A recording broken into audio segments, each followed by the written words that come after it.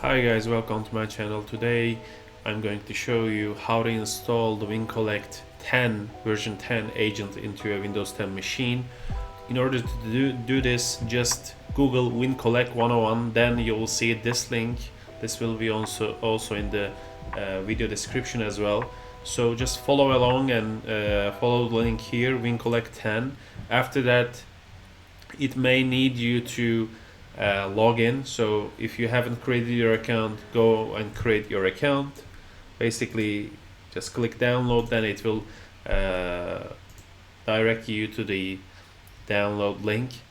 But before installing, the first goal is to download. The second goal is to update your systems. So if you're using a Windows 10, update the system. And then there is one thing you should do, which is enabling .NET Framework 3.5 features from the enable Windows features.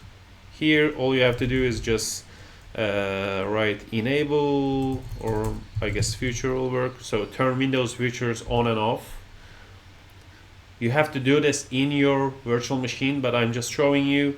As you can see, .NET Framework 3.5 is included in my machine, but on my virtual machine, let me also show you. Because if you don't do this, the installation will fail. So as you can see, it's selected, and let me just run the installer. So there is one issue running the installer, which is, let me do this side by side. As of today, just by running, right-clicking and installing, it doesn't work. As of today, I have tried it, and it seems that Wincollect has a bug.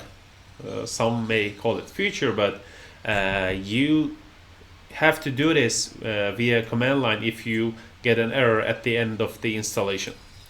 And I have probably done this 10 times, changing everything, but at the end of the day it didn't work. And I also saw a blog post or a page from IBM as well. They're telling us basically, hey, this might fail, so if there's an error like this, all you have to do is installing via CLI, command line interface. That's what we're gonna do, and we are gonna just run the command prompt as administrator, and let's go to this place.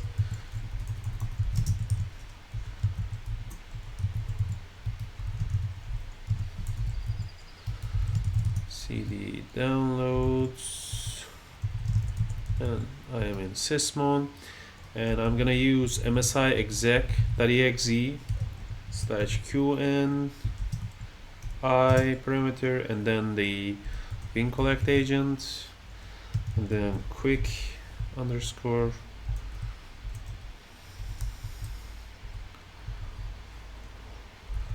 quick install. Yes. Let me look at the rest. WC dest.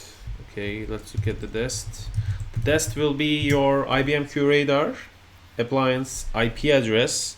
If you have a domain, for example, qradar.yourdomain.com, you can also give it that way. So you can just write fqdn as well. But I'm just gonna write the IP address. So EC dest equals IP address should be 192.168.149.160. We close that parentheses, and at the end of the command line I'm gonna write admin underscore group equals true.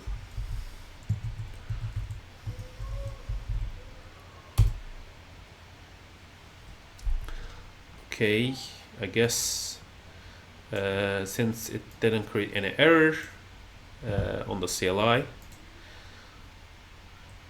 let's check if it is installed successfully.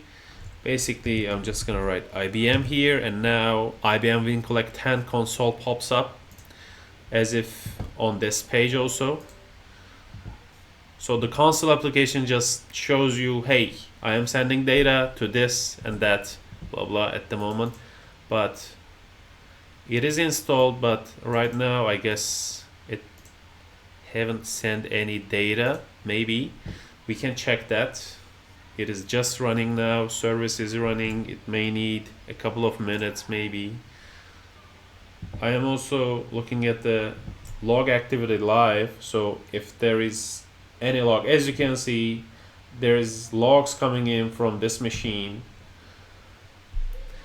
After you install an agent, we have seen the log activity here, but the important thing is we didn't name it. So QRadar doesn't know what we actually did.